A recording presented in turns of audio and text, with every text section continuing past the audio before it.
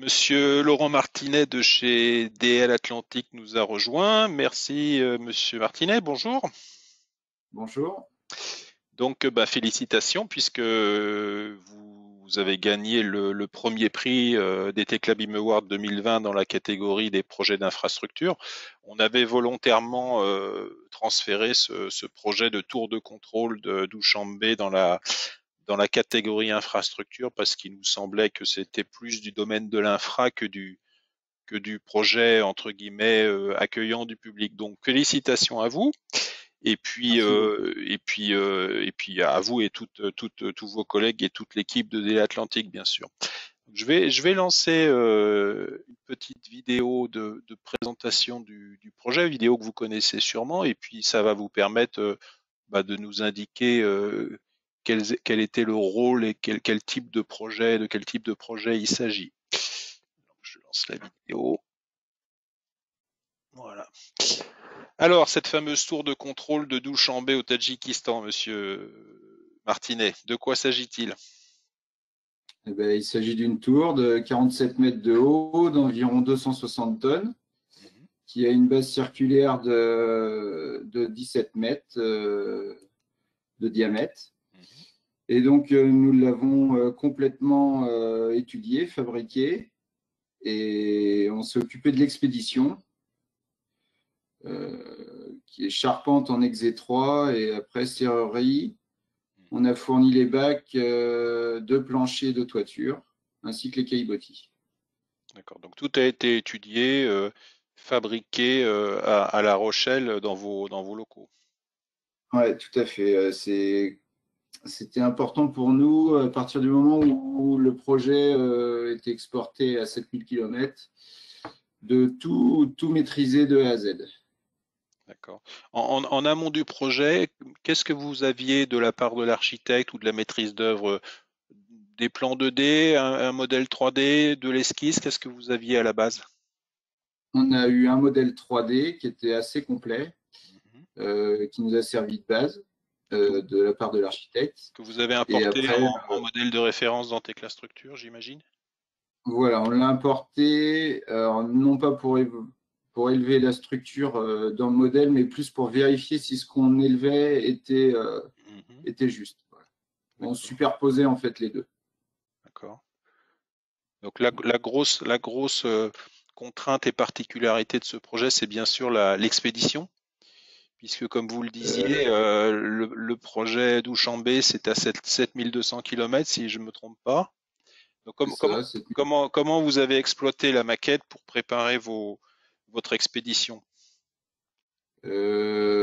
Alors déjà pour l'étudier, il a fallu, enfin pour faire la maquette, il a fallu absolument qu'on connaisse les moyens de manutention sur place, Mhm, qui étaient ils avaient une grue de 45 tonnes et qui levait à 1 mètre au-dessus de la tour, c'est-à-dire qu'elle levait à 48 mètres. Donc il a fallu déjà qu'on visualise et qu'on imagine toute la pose ah, pour ensuite en déterminer les longueurs mhm.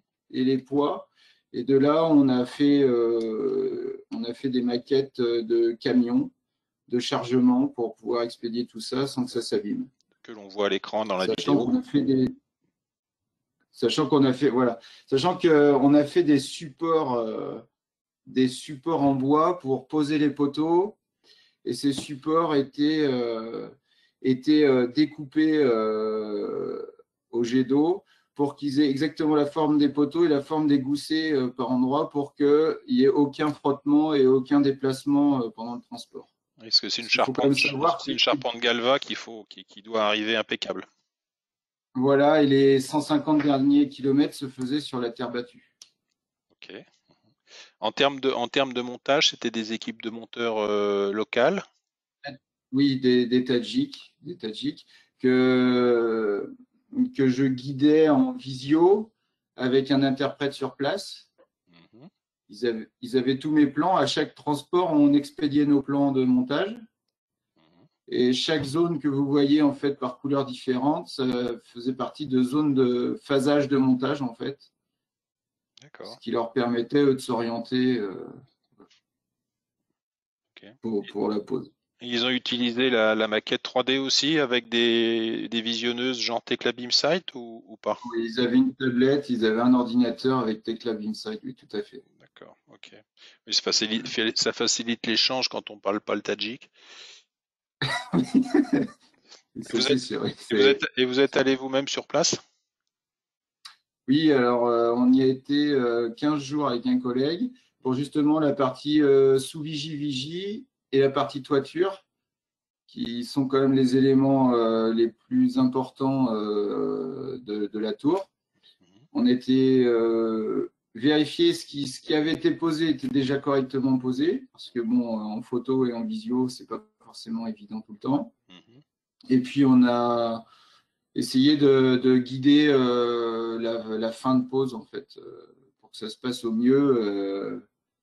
Donc voilà, 15 jours très, très intéressants sur place, ouais, effectivement. J'ai vu dans le dossier de participation, le logiciel SketchUp est mentionné. Vous Oui, savez pour quel usage ça a été utilisé?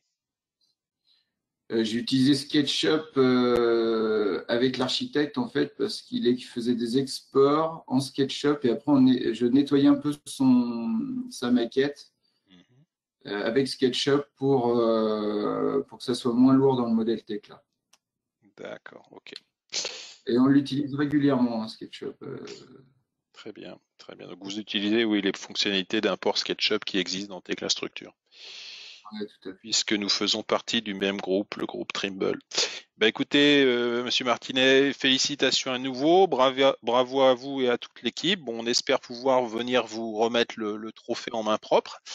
Euh, Ça- on va voir en fonction des, des possibilités de transport qui nous restent et des droits de transport qui nous restent. Bah écoutez, bravo à vous à nouveau et puis à bientôt Merci. j'espère.